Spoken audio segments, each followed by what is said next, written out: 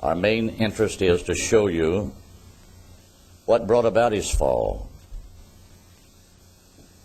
The religious world that we've all grown up in have fed us with a lot of little fantasy, bedtime storybooks,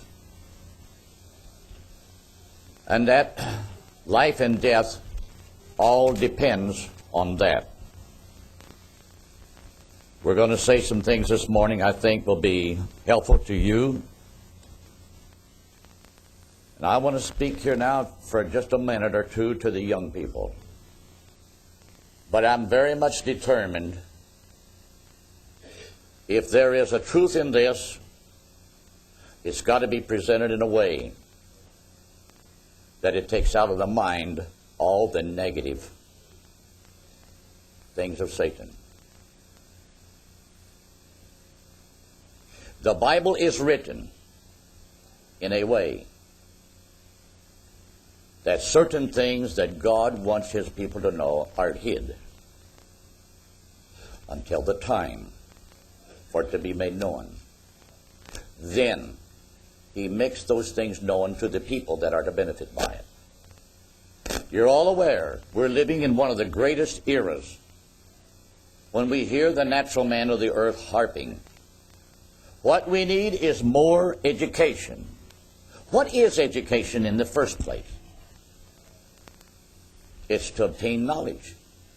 Is that not? In some realm, in some sphere of human living. If that be true, looks like there would be a time come when man would reach a point where he's satisfied with what he is able to know. But as long as I have lived, I've heard that ever since I was a little boy. What we need is better education, more education. So each decade we just spend more and more, we harp more and more. It seems to be something that's so far out there in the future, we are never able to obtain what we imagine that we're looking at. And we know this, in all that the carnal man is looking at and looking after, there's nothing said about God at all. God has become just an anonymous thing in society. Do you want to believe in a God? That's your privilege. But after all, let's don't use a God or a religion to interfere in our pace, our desire, or our achievements in the natural realm of human learning. I think, brothers and sisters, we will see from this sitting here in Genesis, everything that you see now in the realm of human society, right here is where the seeds of every bit of it was planted. It might not have been so obvious, and certain things had a sort of an indirect objective. But after thousands of years, it has materialized into one of the greatest eras of human deception. Because, brothers and sisters, when the planet is reaching a point of overpopulation, yet it's at its all-time low in its knowledge for God. And we are told that God is absolutely going to burn the earth and few men left. Now we can realize this. There was a reason that God destroyed the ancient civilization. From the time that our beginning starts in the Garden of Eden until this first great disaster hit was just a little over 1,600 years. What was it that sent him on his downward course that caused God to decide, it repents me that I've even made man, seeing that man has corrupted the earth with his ways? The Bible don't go into great explanations of all the details, of all the behavior and all the conduct. But it gives us a finished picture that the total thing by a certain time was totally displeasing to God. If that be true, then there is no way that man can say today, after all of his scientific learning and the things that he's come up with, there is no way he can brag and say, we have done what we were supposed to do. Man has not. Man has shirked the great responsibility, and he has accepted a counterfeit. None of this that man has accepted can give him eternal life. Yet man, in his reach for knowledge, right now is doing his very level best through the scientific field of human learning to try to do something to make a few men live forever and yet create upon this planet a control of the human production of life to come. All of this tells me we're heading for disaster. When man in his scientific learning thinks he's reached the point that he knows so much, that he has so much potential, that he can control the incoming, how much? But then at the same time, he can prolong that which is ready to go out, and yet he wants it to live forever. I've got a lot of things, brothers and sisters, to relate to you and show you.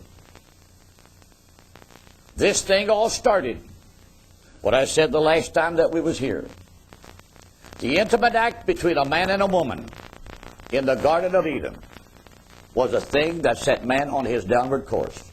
I explained this tree of life. I explained this tree of knowledge. And these trees here are only symbols of the total plant life, the vegetative life, in the earth part that they were placed in. I'm not going to explain Eden anymore. I don't think it's necessary. But we know this, according to Genesis 2, when God let's read it. Genesis 2.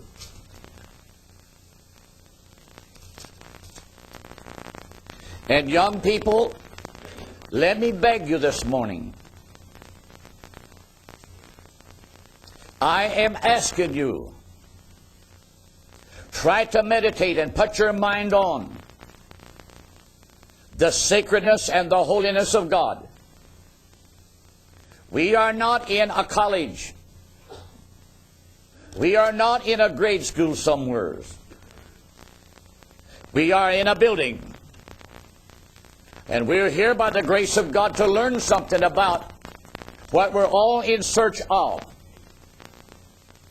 I look back to the years. It is a fact. The Gentile church world has fed us with a fairy tale story all about the garden. They're as totally ignorant as ignorant can be. And they dare not come up with the revelation of truth. I want to say this to the critic that might hear this or read it. You have accused us who believe in serpent seed teaching that we are a cult. If you're looking at me on a video, I'm not ashamed to meet any of you, wherever you want to meet me. Come with your Hebrew, come with your Greek, but don't come with me, or come to me with your fairy tale stories. That means about as much as if you brought some article out of a daily newspaper for sale. And you notice there's a date limitation how long that sale can last. It is a fact. The human race today is absolutely climbing to the extremity of this tree of knowledge. In fact, he's reached the top of the thing, because this tree of knowledge that was in the garden was only a symbolic tree as to how man was supposed to be able to reproduce himself. Not reproduce plant life, but reproduce human life. Because after all, are we not known as a tree of life also? Have you not seen the symbolic drawings of the family tree? When you read the genealogy of Cain, you're reading a family tree. When you read the genealogy of Christ back to Adam, you're reading a family tree. The only thing is, certain things in the Bible is written in a language symbolic structure. This was so done, this was allowed by God to conceal things until the end time.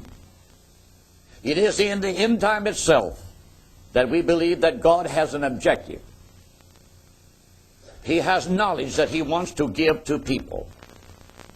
There's thousands of all kinds of voices in the religious world, making speeches, making sermons, carrying on great programs, spending elaborate sums of money trying to obtain recognition in the overall world of society. And they're trying to tell the world that they're the bride of Christ. So you're going to be the judge this morning. Now then, let's read and get our minds familiar with how the word is worded. After God has created man out of the dust of the earth, in verse 7 of chapter 2, then the next thing in verse 8, He plants this beautiful garden eastward. That's a geographical direction. Somewhere on the place on this earth. Notice, in Eden. That's also a geographical place. It bore that name. And there He put the man whom He had formed. God had a plan. Verse 9, and out of the ground made the Lord to grow every tree that is pleasant to the sight. This specifically speaks of plant life. And whatever that plant life was, young people, it's still here today.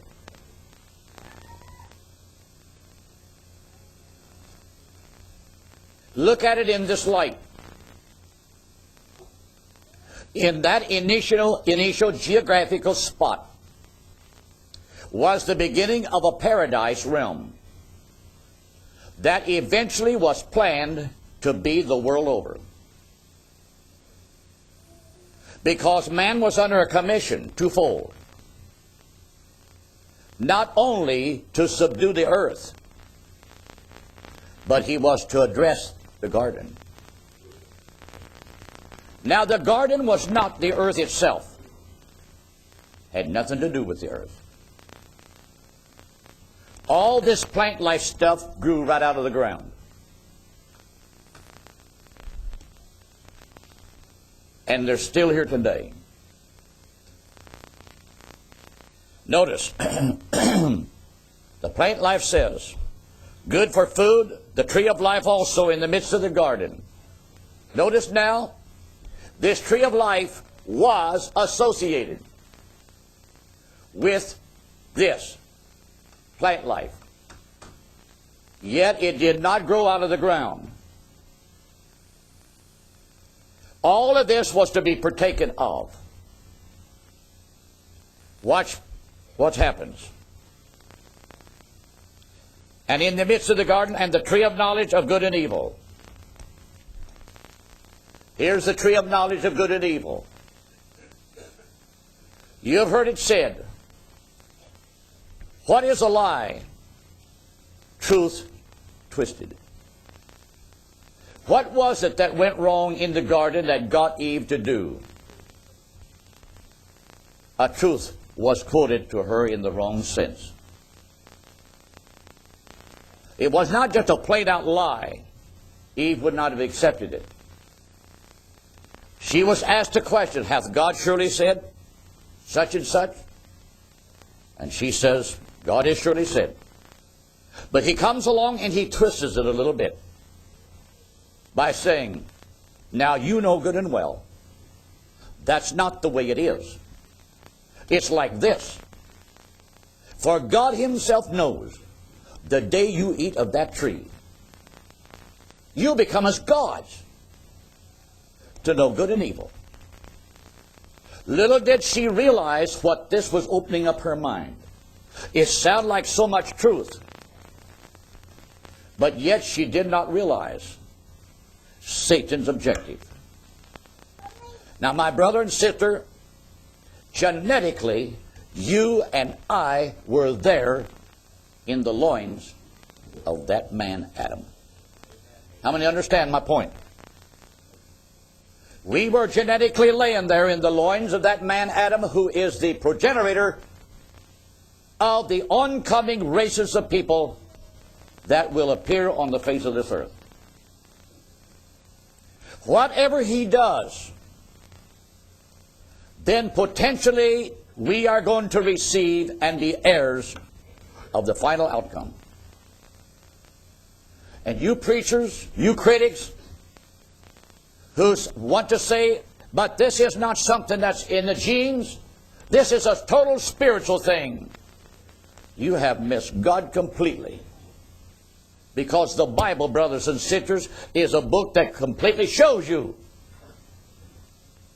plain that there's a certain amount of genetic traits that the devil worked hard at to get them established.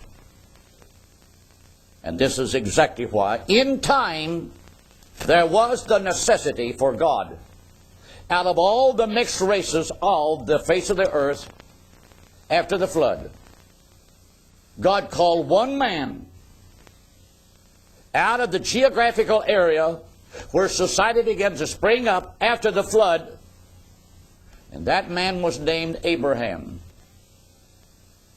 The Bible says he is a Syrian. Well, when God out of all the races would call one man, and then he would so direct that man's pathway. He was married to his half-sister. This does, in the end, have a certain genetic effect in him reproducing his kind. Then when the time came, he did not want his son Isaac to take a wife of those Canaanite people. He sent his servant back to the same area where they had come from and told him, commanded him, and warned him that he was not to take a wife of these Canaanite people, but he was to go back and get those of the same locality. Common sense would tell you God had in mind keeping this line of Abraham genetically pure. It would set a type, as well having certain spiritual benefits. Now then, let's go on. 2 times in Genesis 2, the garden is spoken of. Now let us go to the 15th verse.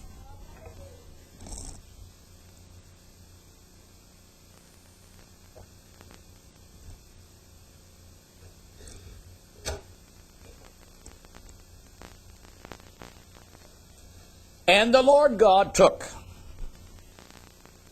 the man and put him into the garden of Eden to dress it. To dress it. That beautiful place where a little bit of heaven is placed over a geographical spot of the earth. God is going to see to it that the natural earth will bring forth the natural plant life. That part of the earth man is to subdue. God will give life to the trees, but he does not necessarily throw it out there in any order. How many understand what I mean by that? It's man. If there's going to be any order, it's man, through his knowledge, having obtained an understanding, which at that time would have been from God, as to how this order of subduing the earth should be. Because after all, it's man himself that's going to live here amidst these trees. It's man himself that's going to live to enjoy the beauty of this vegetative life. Why is it that man ever since then?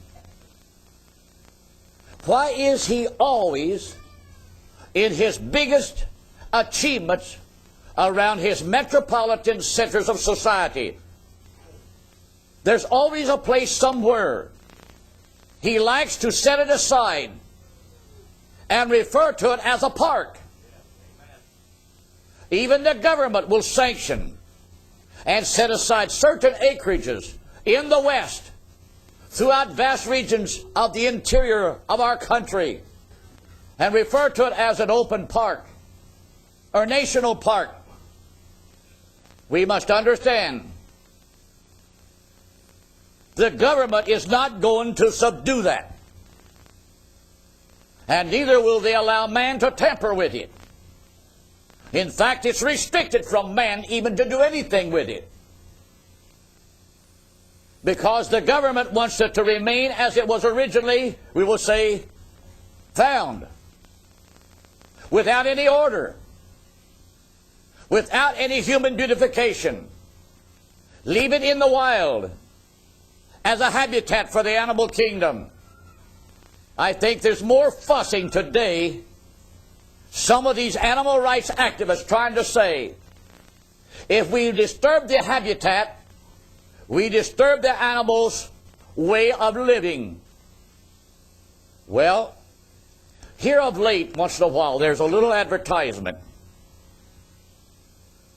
There's somebody that has spent considerable time in the interior, in the wilds of nature, taking unusual videos of animal life, how they conduct themselves. And I don't know whether some of you have ever saw this advertisement. But it's just like a man's been traveling along, and all of a sudden he sees an animal in the wild doing something or other. Something unusually happens, and you see just how funny this can be. And it shows one episode, brothers and sisters, where this buffalo calf, he's coming down the hill. He comes right where there's a big buffalo laying and another buffalo calf, and he jumps on both of them. And then they almost fall down, and he jumps up and runs off like that. It cannot help but give you a little sense of laughter, because animals have a certain degree of some way or other creating a human laughter. Then it shows also two young coons in a tree. One has come out, and here he is sticking down and hanging on the side of the tree, and his buddy comes out up above, and he's reaching down and he's scratching inside of his ear like that, as if to say, your ear itches. You cannot help but notice that there is a degree of humor about animals if you just watch them long enough. Then it shows another case where here's a bear standing on a rock. He's waiting at a falls for the salmon to come up. One jumps out of the water trying to jump up the falls, and he misses it. But the next one comes right up out of the water, and he jumps right in the bear's mouth. Just as though it had been planned that way. And yet, brothers and sisters, the man caught it right in nature. Then it shows, brothers and sisters, the same photographer. He's on a high plateau overlooking a metropolitan city in the distance. And here is a beautiful deer overlooking all of this. And as he's videoing this, he said even animal life is learning to dwell in the rural areas of society. I say all of that, brothers and sisters, to try to say this. The animal rights activist is only a bunch of people harping, advocating something they know nothing about. Because they only assume that this is the way it's supposed to be, and they are missing the mark. Because if we can absolutely read in the Bible certain settings, God Himself will furnish man the knowledge as to how and what man should do in order for this place to be made a little better for the animal life and for that of mankind himself. Now as I read this in the finish, and He put him in the garden of Eden to dress it and to keep it. Now notice, and the Lord God commanded the man. This is the last time the man is spoken to. This goes into his conscience. Of every tree of the garden thou mayest freely eat. Now, just imagine these two right here represent hundreds of trees of various plant life things that's beautiful to look at, and fruit to eat of. Different flavors, different aromas, different tastes. Something that will fit into every man's taste buds. Of every tree thou mayest freely eat. Notice now.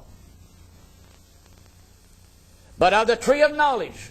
Now notice in this verse, he did not mention the tree of life, because that's already established over here in this other verse. Because there he says, every tree is to be eaten of except this one.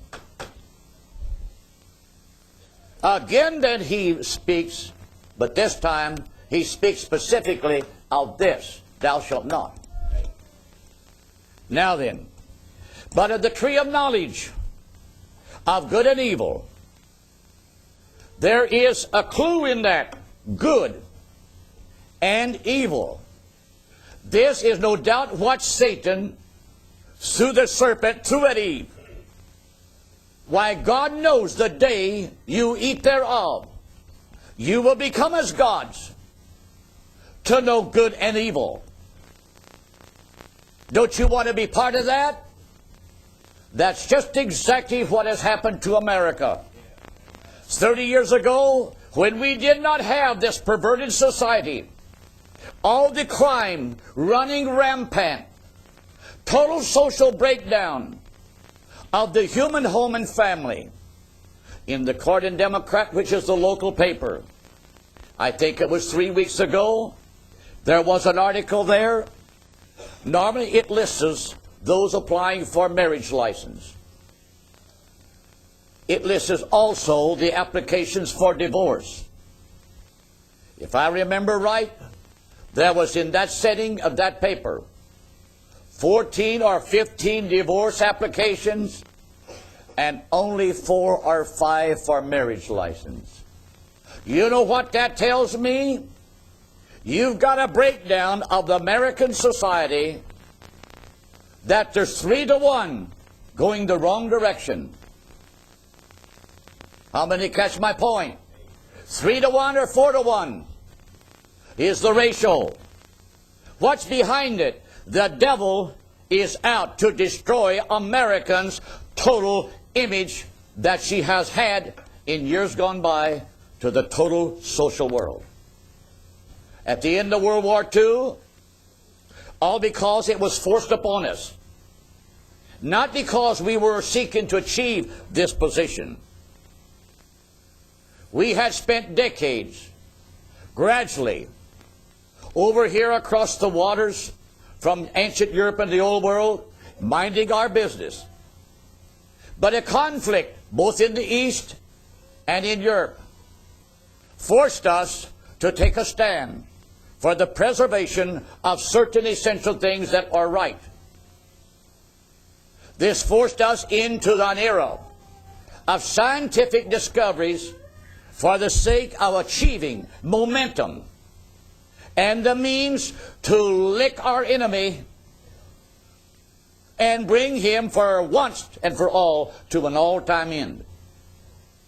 When the war is over, we stood with the capacity and the knowledge and the capability. If we had chose to be like other nations and governments, we could have said to the world, now we will take you over. Because we had achieved the knowledge of the atomic bomb. We were well on the way to the hydrogen bomb. We also had technology in that of bacterial weapons.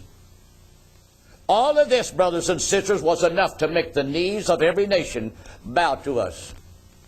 But no, that's not the type of superiority we were evidently seeking after. But as we still pursued this world leadership role, the world began to look at this nation for aid, for help. in the 50 years, brothers and sisters, while we wanted to keep that front before the whole world, something went to work on the inside of us. And we have become a #1 nation of total perversion. When Brother Branham said a few years ago, before he was taken over the scene, one of the indicators of the last days would be there would be an evil woman in the White House. At that time, he said it's very possible that this could be symbolically the Catholic Church. But now, brothers and sisters, for the last 4 years, we are fully aware. We have already gotten a woman in the White House who is the President of the United States. Not that she was elected, but the fact that when Clinton was elected, she was automatically the one that puts in his mind, it'll be this way, it'll be that way. This man Clinton, then, brothers and sisters, elects and selects a sexual pervert, Janet Reno, to be Secretary General of the judicial system. What has he got to doing now? Putting another woman Secretary of State. Meaning she will carry the voice now of all international diplomacy between our government and other governments. Plus, there have been other minor women appointed to the Supreme Court, and that has taken the initiative to be applied and put Secretary of Health and all of this other stuff. All of this added together lets us know it's just not one woman in the White House. It is woman in the control of a government. And they're all perverters of the intimate relationship that started out with one man and one woman. It's tore our home structure all to pieces. We are leading the world in perversions. When this very president has created a law establishing the fact same-sex marriages between homosexuals and between lesbian women, no law can restrict these from having equal recognition in the workplace, in the social structure of the American nation. This goes to tell us that the seeds of all of this started a long time ago. Now then, young people, let's read. To the critics, you're challenging us and saying, what we're teaching is of the devil. If that be the case, I ask you and challenge you by asking this. Did not God say in the 17th verse, but of the tree of knowledge, right here, of good and evil, thou shalt not eat of it. So you're saying this is plant life. So for the sake of your argument, we will say then it is plant life. For in the day that thou eatest, partakest thereof, thou shalt surely die. Now that's a penalty.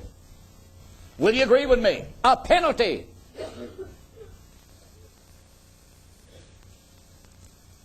Well, we know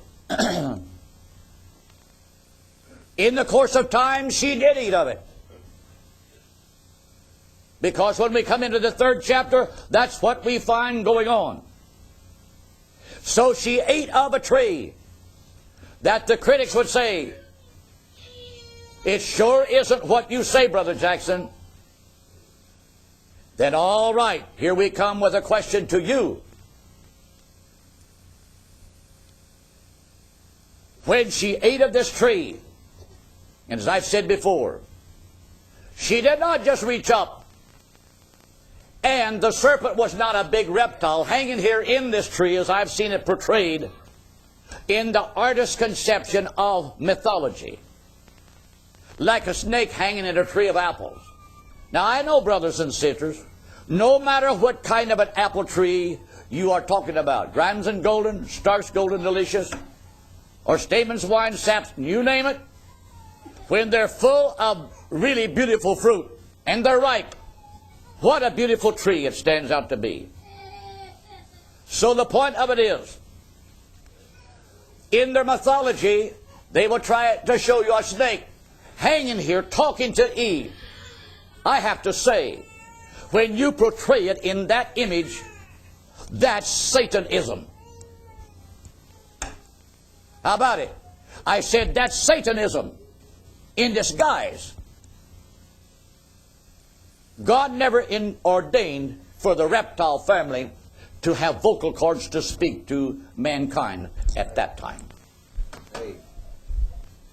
So the serpent was not a snake nor a reptile. He was a creature that looked much just like the man that Adam and Eve, in the physical sense of the word. He was the highest form of intelligence that thing that evolved through the prehistoric world that has reached that point of intelligence. That was where God wanted to use part of that animal kingdom to give it to Adam. Watch now. If this is a tree of plant life, I want to ask you, now that they ate of it, think of it, a tree of plant life. I asked the world a question. Did God stop with death? No. Death was only one phase of the penalty. Are you listening to me? I said death is only one step or phase of the penalty they paid. Because when you go to Genesis 3:16, notice, here is where God spoke to Eve. Did he not tell her, I told you, the day you eat thereof, thou shalt surely die? He didn't say that way at all. When they both wake up and realize they are physically naked, he just asked the question, what? Hast thou eaten of the tree that I forbid thee not to eat of? Now then, Genesis 3:16. Here's what he actually did, God. Unto the woman he said, I will greatly multiply thy sorrow. Why did he not just impute death and be done with it? Have you got the picture? Death is one thing, but this other is something altogether different. What he speaks here in this 16th verse has nothing to do with eating fruit off of a tree of plant life. If that tree would have absolutely been plant life, brothers and sisters, then the only thing it would have brought in God's judgment sense would have been death. Critics, wake up. There's a question hanging over your mind, because the penalty became twofold. It not only was carried out first, death automatically was the end objective, but to death was added this other terrible penalty. Watch. Unto the woman he said, I will greatly multiply thy sorrow and thy conception. What a picture. How come God curses her to the point that she physically is going to feel bad for some reason? Why did he not just say, you're going to die? But it goes beyond the point of death. And there's something else added. In sorrow thou shalt bring forth children. What's that got to do with eating plant life? That's the big question, critics. What's sorrow got to do with eating plant life? Ain't death enough? It just goes to show the question's bigger than a tree of plant life. It goes to show God hid it from them. Now then, I want to relate this morning. When Brother Branham was alive, how many times through the years, that we were privileged to sit there and hear him teach from the Word of God. And many times he would just throw it out there in his various sermons. How that Eve, in her eating and partaking of the wrong tree, which was the tree of knowledge, he said she absolutely gave herself to an intimate relationship of sex with the, notice how I said, the serpent creature, not with the devil. The devil is a fallen angel. Let's keep it as the Bible portrays it. The devil, which is Satan, which is Lucifer, according to Isaiah 14, is a fallen angel at this time.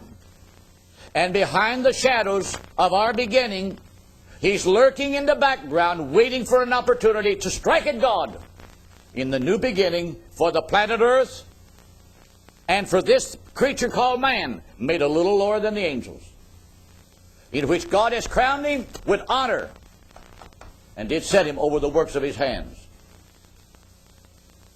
This demon, he wants to get at God.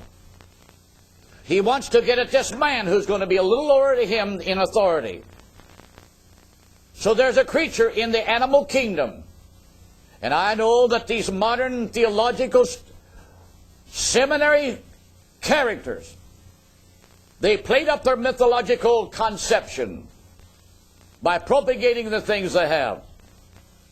I have to say they are just exactly like the Pharisees and the scribes and the Sadducees was in the days of Jesus. They pointed their fingers at Jesus and said, "You got a devil?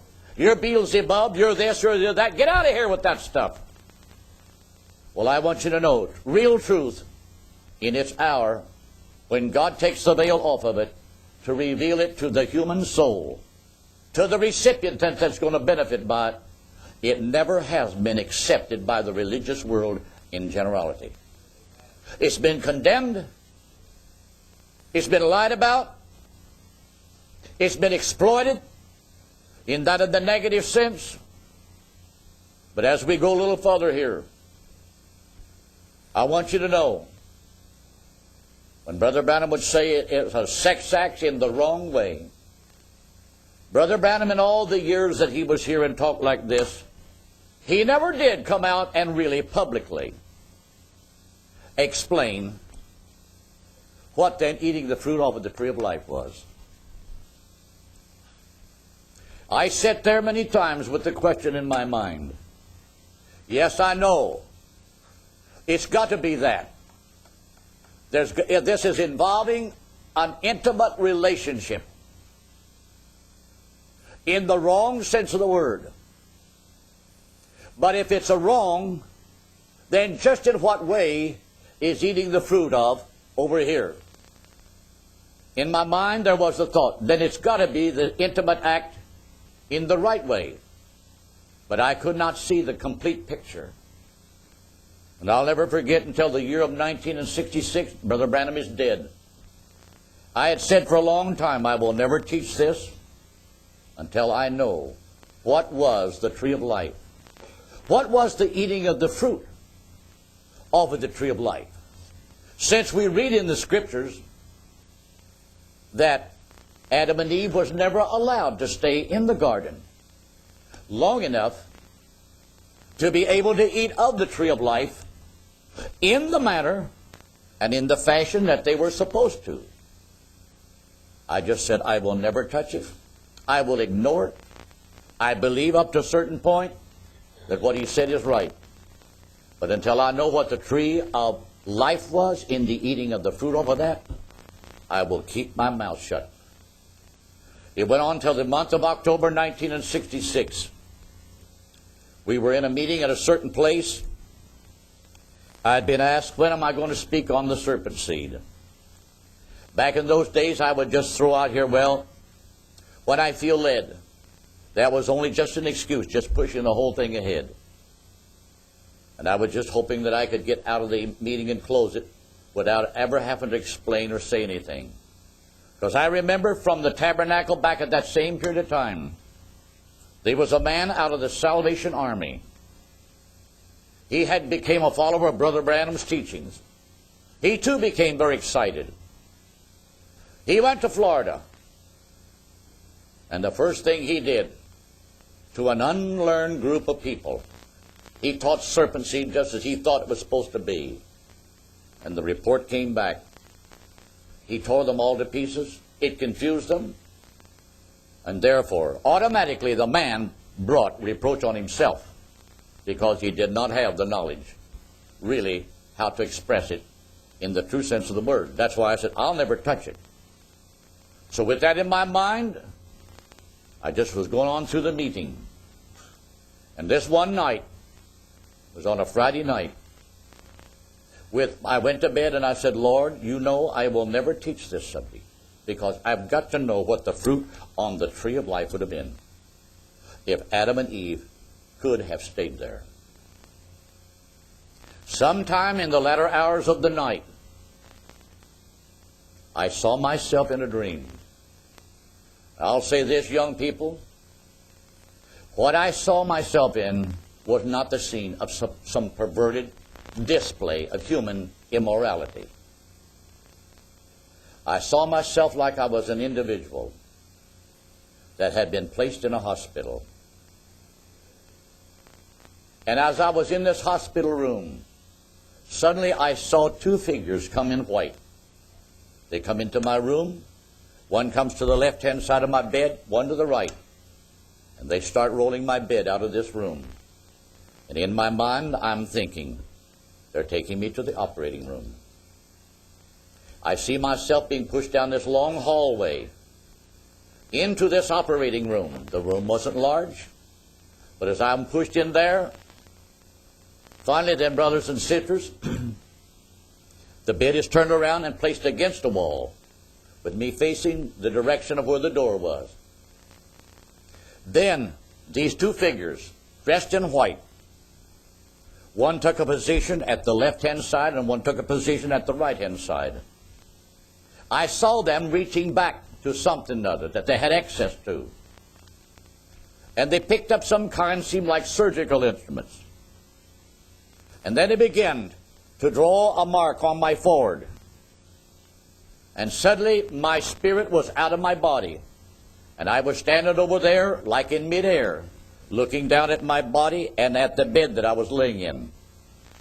And I was saying to myself, I'm going to know something because of what they're getting ready to do.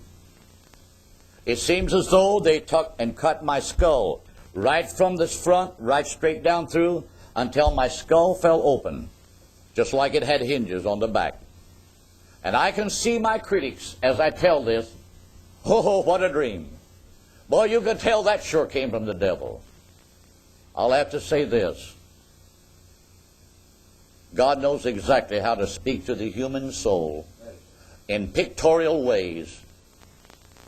And these are the things the critics will always use to pick at, to play with in an anti-way. When my skull was opened up completely, gently, one hand of one of the figures reached in and lifted my brain. I saw pictures of the human brain in various magazines. I saw my brain lifted out, and then placed in the hand of the same figure in the other hand. With the index finger, started tracing lines over my brain. Slowly, the index finger went from direction to direction, all around. But in my mind here, I was saying, when he's done doing that, I'm going to know something. I stood there in midair watching. Directly with the finishing of drawing the lines through my brain, then I saw that hand reach over, and now then, in the two hands, my brain was gently placed back in my skull. And the minute my skull then was closed, I was wide awake, and I knew Genesis 3:16. I got up in the dark and went and turned the light on and opened my Bible. And as I read, and unto the woman he said, I will greatly multiply.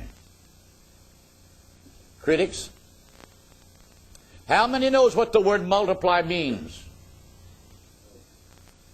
You can't multiply nothing. I ask the critics, what God is saying to this woman, he's going to multiply something that she potentially already has. Think of it. It's already invested in her. She knew exactly what it was.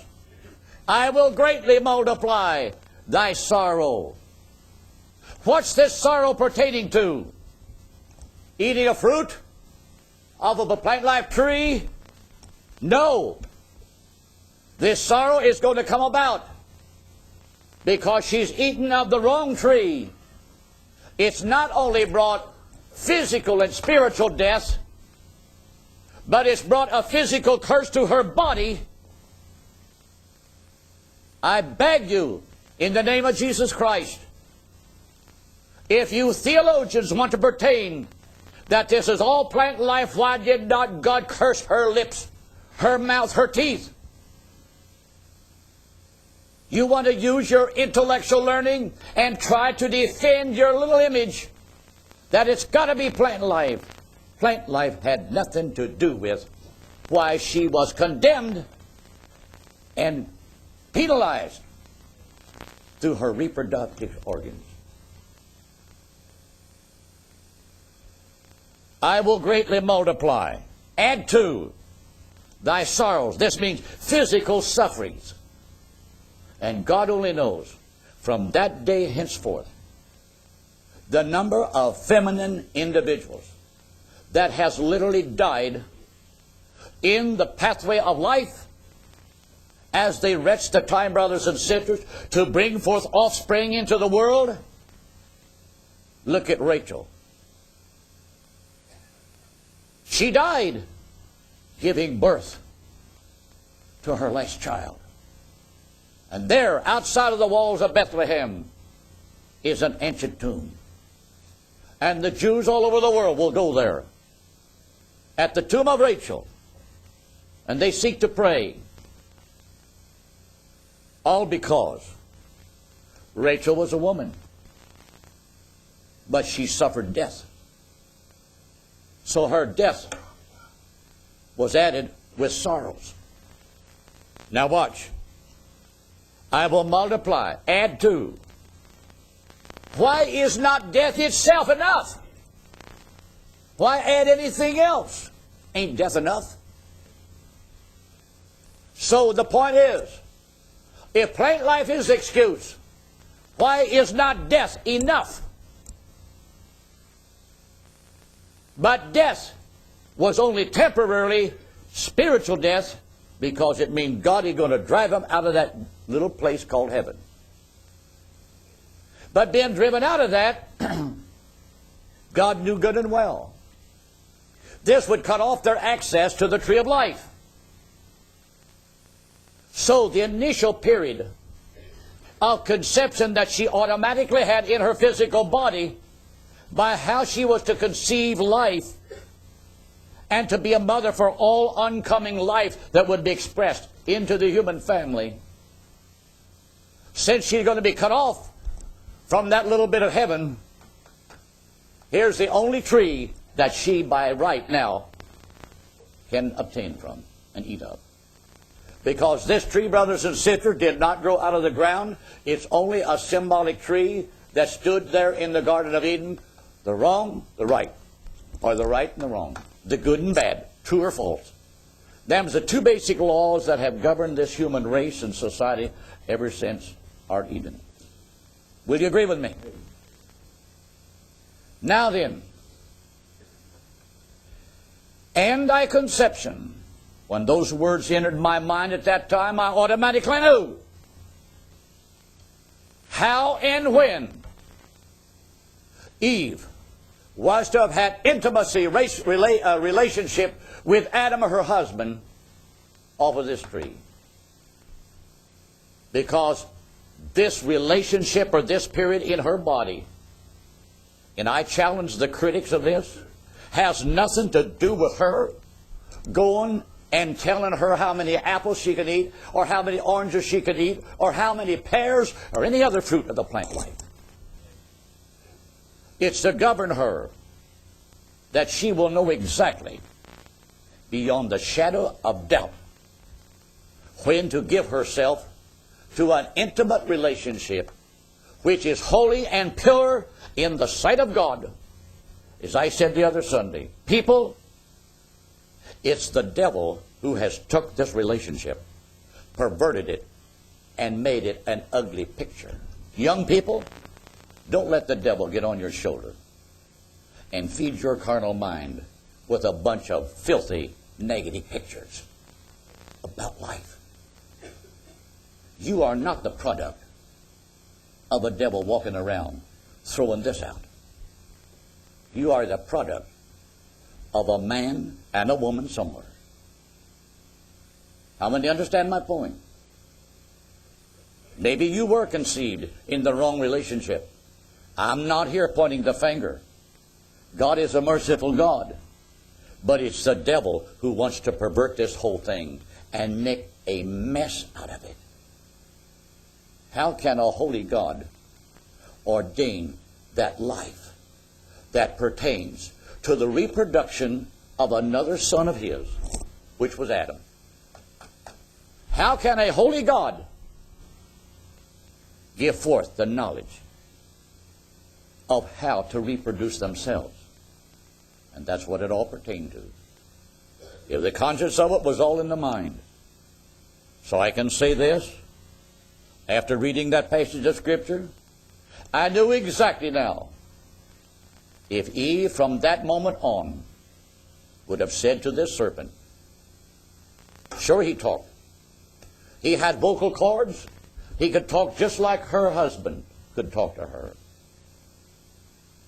If she would have said, get out of here, and called him by name, no doubt, or I'll tell Adam on you. I say from that day on, if she would have been faithful to have guarded the knowledge of conscience she had about this thing, she would have known exactly when to go to her husband and said, in a way that it would have not sound filthy as the devil has made it. It is time for us to make love. She would have known when it is to be partaken of, because the period which is the law of God would demanded her to have the knowledge at what moment to so do.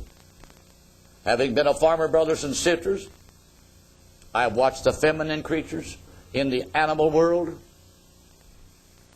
The knowledge of it remains to the female to say when and when not. And I will say this, brothers and sisters, when these perverted preachers who think they know so much to condemn us as a whole, but say we're out of the pit of hell, I have to say, go ahead and condemn. Go ahead and throw your filthy mythological remarks of how smart and intelligent you are. But I have to say in the end, our words will stand the test when your words will fall by the wayside. You cannot read Genesis 3:16, mister, without acknowledging that Eve did have a period, and her body was potentially in relationship for that to have manifested.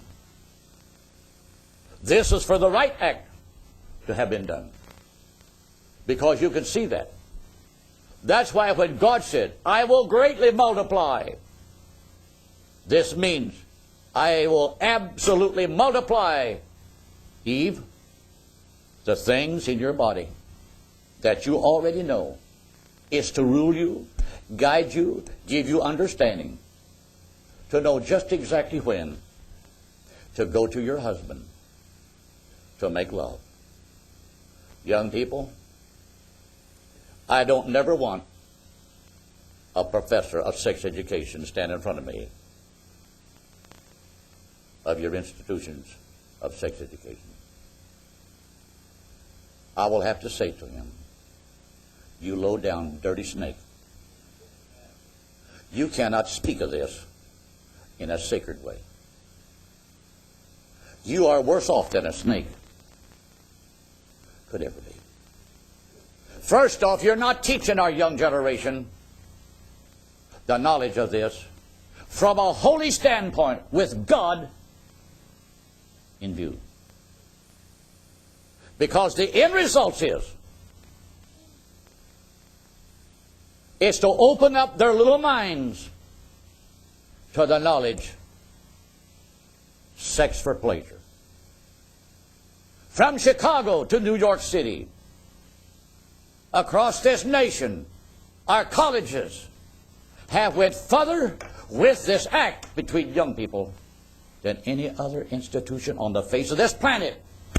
And they did not do it for the sake of God, nor for the sake of Christian principles within the continental limits of the United States. They did it because somehow or other their carnal minds was running out on a limb and making it appear that the American young generation was ignorant of this. Maybe in some homes there was ignorance. But I will have to say, as I read one time, and this is years ago, one so-called man made a big, bold statement by saying he did not want his children learning the facts of life out behind the barn. And I will say this, if one ever hears my voice, I don't want my children nor my grandchildren learning it from a perverted rascal like you. Because ever since this thing started, there's been more filth come out from the colleges than there ever was from behind the barn. Look at the heartache of America today. When they didn't stop with teenagers, finally we need to bring it on down to the 8-year-old. This was not a necessity when children, little girls, should have been carrying little dolls, playing with dolls, playing like a mother-to-be. No, you opened up that little innocent mind with your definitely attitudes. You invaded it. You raped it. And you caused passion, lust, the conception of unwanted and unnecessary ideas. And out of this colleges and universities, out of high schools, out of grade schools, come little girls, suddenly thrown into the pathway of a devil. Suddenly she finds herself caught up in a pattern of life because the teachers are beginning to condemn the Christian image and the Christian philosophy that has guarded our minds.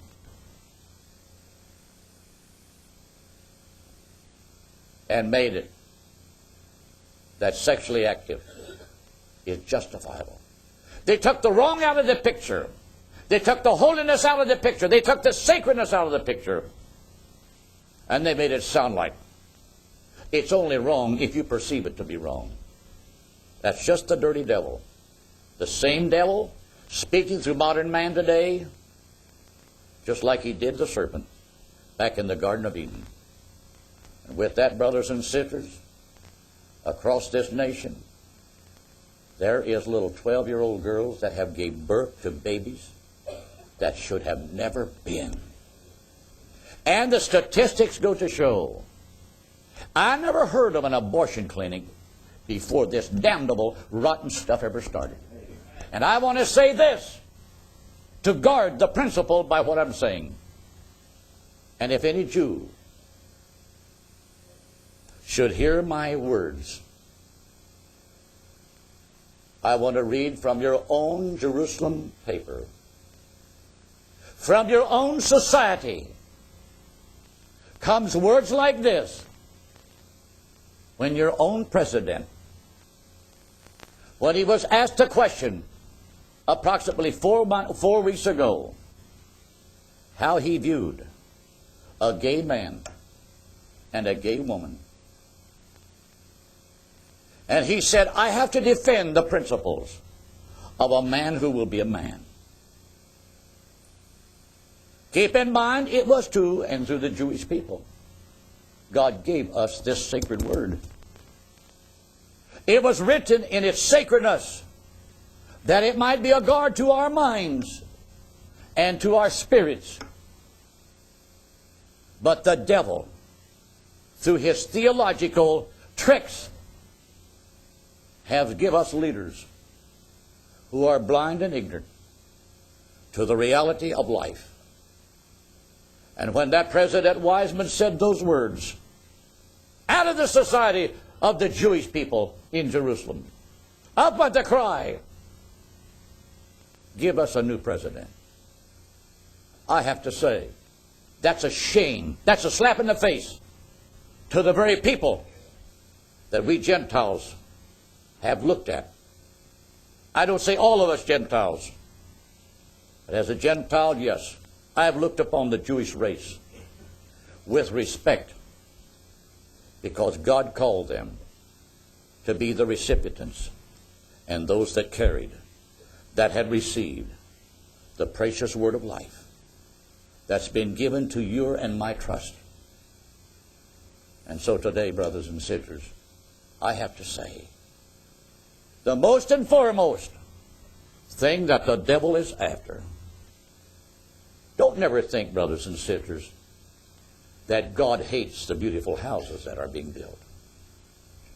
Yes, in Matthew 24 and in Luke 17, did not Jesus say these words? As it was,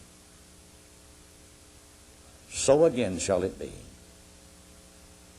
I want to show you tonight what the devil did over in the land of Nod.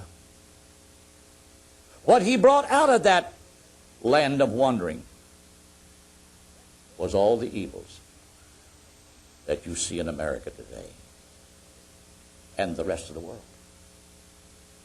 Too long theologians has read this thing in the land of Nod.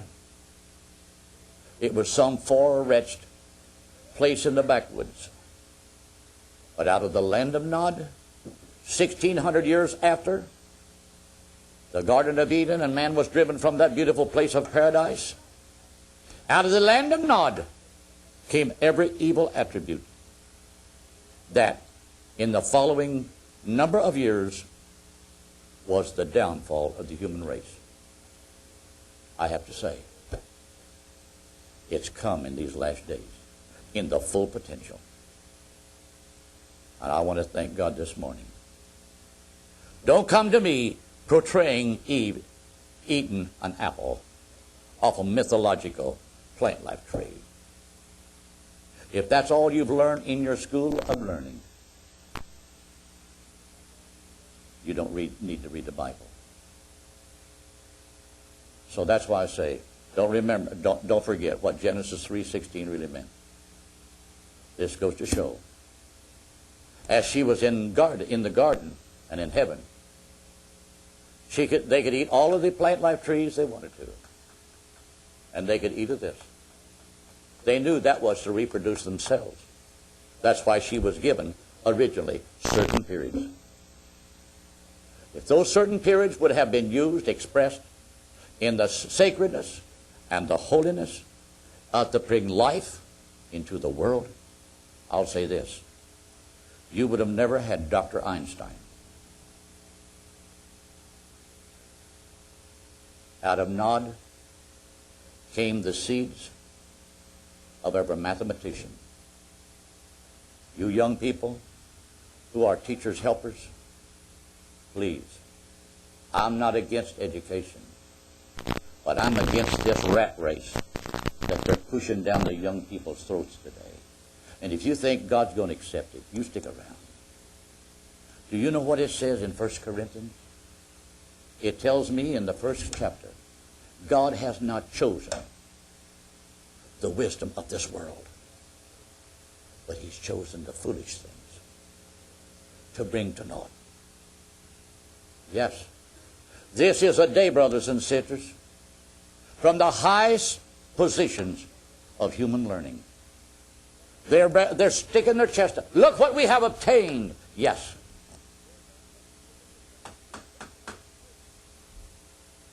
And they gloat about it. Look what we've obtained.